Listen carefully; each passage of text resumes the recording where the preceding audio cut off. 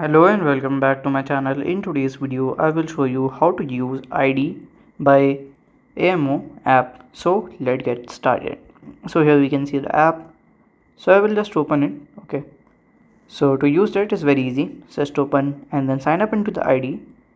Then here we can see the other things like mine, popular and new other things. So as you can see. Okay, so using is very easy. If you want to join some chat room, just click on here. These are the chat rooms.